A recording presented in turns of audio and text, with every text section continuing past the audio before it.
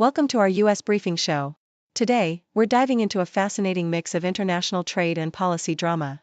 First up, the U.S. has slapped a hefty 39% tariff on Swiss imports, mainly targeting luxury goods, but gold trade is caught in the crossfire. Although gold is technically exempt, the U.S. counts it in trade deficit calculations, stirring up tensions with Switzerland's gold refiners. This could impact Swiss exports and global gold demand, so stay tuned. Next, we're looking at China and Russia's booming trade, hitting a record high in July at over $19 billion. Despite recent dips, their economic ties remain strong, even with Western sanctions and U.S. tariffs influencing their trade flow. It's a strategic partnership in a complex geopolitical landscape, showing resilience amid ongoing tensions. Finally, in the U.S., RFK Jr. is planning to overhaul the vaccine injury program, sparking a heated debate. Critics worry about expanding injury coverage including autism, while supporters see a need for modernization. This controversy highlights the ongoing clash between vaccine safety, legal protections, and public health. Please continue to tune in for all the details. The Deutsche Welle reports on the surprising impact of Donald Trump's tariffs on Switzerland, particularly focusing on the country's gold refining industry. Despite Switzerland's reputation for high-quality luxury goods rather than cheap imports, the U.S. administration has imposed a hefty 39% tariff, citing trade deficits and unfair advantages. The core issue lies in Switzerland's role as a global gold refining hub, processing over 2,000 tons annually from various continents and re-exporting it, which significantly inflates the trade imbalance. While the Swiss National Bank argues that gold should be excluded from tariff calculations because refiners earn only small processing fees, the Trump administration counts the entire value of the gold passing through Switzerland, distorting trade data. The industry's modest profits contrast sharply with the billions of dollars worth of gold processed, leading to tensions that threaten Swiss exports, especially luxury goods like watches and chocolates, to the U.S. The Swiss government and business community are seeking negotiations, but the tariffs risk making Swiss products less competitive in the U.S., prompting calls for retaliatory measures and highlighting the complex interplay of trade policies and global commodity markets. South China Morning Post details the rising trade relationship between China and Russia amid ongoing U.S. and Western sanctions, with July trade reaching a high of $19.14 billion despite a slight year-over-year decline. China's imports from Russia, especially oil, remain significant, although recent data indicates a slowdown in Russian oil shipments to China, partly due to Western sanctions and geopolitical tensions. Beijing continues to deepen its strategic partnership with Moscow, viewing Russia as a crucial source of raw materials and a geopolitical buffer. However, China remains cautious, balancing its support for Russia with broader global interests, including maintaining access to Western markets and technology. Meanwhile, the U.S. hints at potential tariffs on Chinese oil imports in retaliation for Russia-related sanctions, with India and Turkey positioned as key players who might leverage their influence over Moscow. The complex geopolitical landscape underscores how global powers are navigating economic dependencies and sanctions, with China and Russia's trade ties growing stronger amid Western pressures and the possibility of further tariffs looming on the horizon. The Associated Press focuses on the political and scientific controversies surrounding U.S. vaccine policy, particularly through the statements of Health Secretary Robert F. Kennedy Jr. Kennedy pledges to overhaul the Vaccine Injury Compensation Program, which has historically provided no-fault compensation for vaccine-related injuries but has been criticized by anti-vaccine activists for being too restrictive. Critics fear Kennedy's proposed reforms could expand the list of compensable injuries, including autism, a move that could drastically increase costs and threaten the vaccine industry's stability. Kennedy's past involvement in vaccine litigation and his association with anti-vaccine groups raise concerns about potential biases. The debate centers on modernizing the 40-year-old system to ensure prompt, fair compensation while preventing abuse. Some experts warn that broadening the scope to include unproven injuries could lead to increased costs, higher vaccine prices, and a weakening of public trust in immunization programs. The controversy highlights the ongoing tension between scientific consensus, public health policy, and political influence in the realm of vaccine safety and compensation.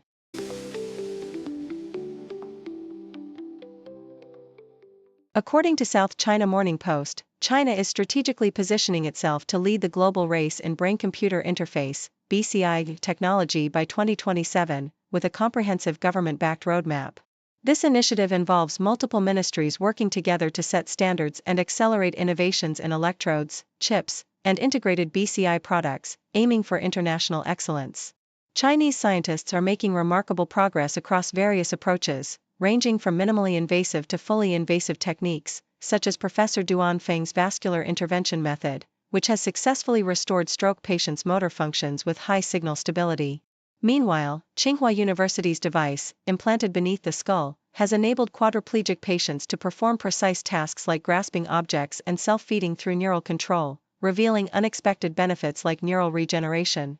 The development of ultra-flexible, energy-efficient chips and AI decoding software further enhances the potential for broader human-machine interactions, with plans to expand into robotic control and AI applications, all supported by government policies to foster innovation, clinical application, and standardization. The China Daily highlights how these technological advances are driven by a strategic focus on healthcare needs, especially for the country's large population of stroke and spinal injury patients. The government has established new pricing standards and streamlined medical reimbursement policies to make invasive BCI procedures more accessible, recognizing the urgent clinical demand. With over 28 million stroke sufferers and millions more with spinal injuries, China's clinical needs-driven R&D model accelerates the translation of BCI innovations from labs into hospitals.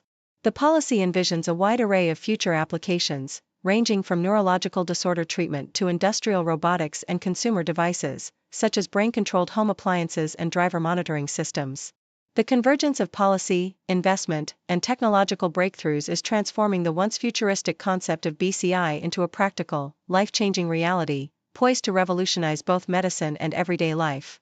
CNN reports that President Donald Trump is set to sign an executive order aimed at protecting the rights of Americans against debanking, the practice of banks refusing services based on political or religious beliefs. The order seeks to curb what critics call politicized exclusion, instructing federal regulators to remove vague, reputational risk language that has been used to justify denying banking services to certain groups, including crypto businesses and politically active individuals. This move responds to concerns that mainstream lenders have been unjustly cutting off customers, especially those with controversial political views or involved in emerging industries like cryptocurrency. Critics argue that debanking disproportionately affects vulnerable populations, such as undocumented immigrants and low-income Americans, who often rely on high-interest payday lenders when traditional banks deny them service. By formalizing protections, Trump's executive order aims to ensure that financial institutions cannot dismiss customers based solely on ideological grounds, addressing a contentious issue at the intersection of finance, politics, and civil rights.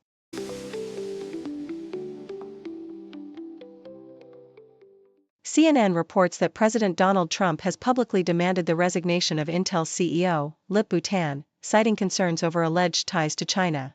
This call was prompted by reports and accusations suggesting Tan's investments in Chinese companies, some with military connections, which raised national security questions amid ongoing tensions. The controversy intensified after Senator Tom Cotton questioned Tan's integrity and the company's security practices, emphasizing that U.S. taxpayer-funded companies should adhere to strict security standards. The situation caused Intel stock to dip nearly 5% before the market opened, reflecting investor anxiety over the unfolding scandal. Despite the lack of immediate comment from Intel or Tan, the story continues to develop, highlighting the delicate intersection of corporate diplomacy, national security, and international relations. South China Morning Post details Indian Prime Minister Narendra Modi's upcoming visit to China amid a backdrop of strained US-India relations and regional tensions. Scheduled for late August in Tianjin for a Shanghai Cooperation Organization summit, this marks Modi's first trip to China in 7 years, signaling a potential thaw after the 2020 border clashes. The visit is seen as a strategic move to re-engage with China and the SCO, reflecting India's broader diplomatic balancing act amid heightened US tariffs and global geopolitical shifts. Experts suggest that Modi's trip indicates a shift in India's foreign policy, aiming to strengthen ties with China and Russia while managing its complex relationship with the US, which recently imposed steep tariffs. The article underscores that despite ongoing border tensions and maritime disputes in the South China Sea, both nations are making efforts to improve dialogue and cooperation, with recent diplomatic visits and resumed flights hinting at a cautious but deliberate push toward stability and regional influence. Thank you for tuning in. The content above showcases the latest briefing reports and analytical synopses, thoughtfully curated by the 6Do team. These insights stem from a wide array of reputable media outlets, think tanks, government sources, and specialized experts worldwide. We encourage you to explore these sources for a comprehensive perspective. Keep in mind that while the content may not always align with the official standpoint of 6Do Brief, it's not meant to be taken as absolute directives for decision-making. Comprising seasoned media professionals, learned scholars, and accomplished scientists, the 6Do team embodies a trailblazing, fully independent media entity. To customize 6Do Brief to meet your professional needs, you have the option to subscribe to a diverse array of briefings on our website, 6dobrief.com. Regardless of your location, you can conveniently receive 6Do Brief via email.